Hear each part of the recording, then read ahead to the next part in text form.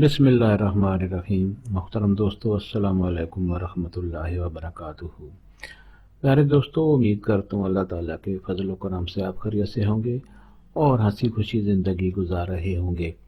ہماری بھی یہی دعا ہے کہ اللہ تعالیٰ آپ کو ہمیشہ خوش و خرم رکھے اور صحت مند زندگی عطا فرمائے، اور اللہ تعالیٰ آپ کو ہر مصیبت پریشانی سے اور غموں سے بچائے رکھے۔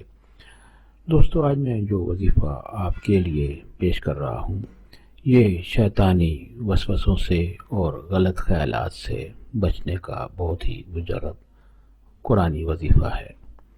دوستو، یہ وظیفہ کرنے کے لیے آپ کو کسی سے اجازت لینے کی ضرورت نہیں پڑتی، اور نہ ہی کوئی مشکل وظیفہ ہے، بہت ہی آسان اور مجرب وظیفہ ہے۔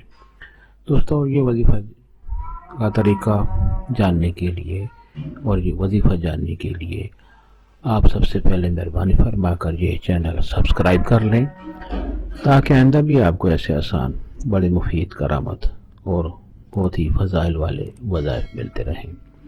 دوستو، اگر وظیفہ پسند آ جائے تو اور دوستوں سے بھی شیئر کریں، تاکہ اور لوگوں کا بھی بھلا ہو تو آپ کے حق میں ثواب لکھا جائے گا۔ اور دوستو، پسند آنے کی صورت میں نیچے لائک پر ضرور کلک کریں، تاکہ ہماری بھی حوصلہ افزائی ہوگی اور آپ کے لیے دعا گو رہیں گے۔ دوستو، آج کا وظیفہ اور طریقہ۔ دوستو، شیطانی وسوسوں اور غلط خیالات سے عام لوگ پریشان رہتے ہیں۔ وہ ہر وقت یہی شکایت کرتے ہیں کہ نماز میں بھی ایسے خیالات آتے ہیں، شیطانی وسوسے آتے ہیں، وضو کرنے کے بعد بھی شیطانی وسوسے آتے ہیں کہ میرا وضو غلط ہوا ہے، فلاں جگہ ٹھیک سے نہیں دھو سکا۔ ایسے وسوسے شیطانی آتے رہتے ہیں، جس کی وجہ سے انسان اکثر پریشان رہتے ہیں۔ دوستو، ان شیطانی وسوسوں سے اور غلط خیالات سے بچنے کے لیے بہت ہی آسان وظیفہ ہے۔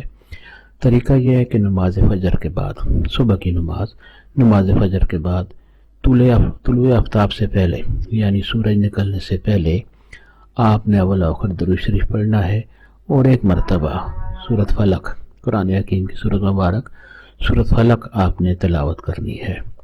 شروع اور آخر میں درود شریف اور سورۃ فلق کی تلاوت آپ نے کرنی ہے۔ طلوع آفتاب سے پہلے نماز فجر کے بعد باوضو حالت میں آپ نے یہ وظیفہ کرنا ہے، اور اس کے بعد اللہ تعالیٰ سے شیطانی وسوسوں سے اور غلط خیالات سے بچنے کے لیے آپ دعا کریں گے۔ دوستو، یہ وظیفہ پسند آنے کی صورت میں اور دوستوں سے لازمی شیئر کریں، تاکہ ان لوگوں کا بھی بھلا ہوگا تو آپ کے حق میں ثواب لکھا جائے گا۔ اللہ تعالیٰ آپ کو ہمیشہ خوش و خرم رکھے اور ہمیشہ پریشانیوں سے بچائے رکھے، ہمیں بھی اپنی دعاؤں میں یاد فرمائے۔ اللہ تعالیٰ آپ کو ہمیشہ کامیاب کرے، آمین۔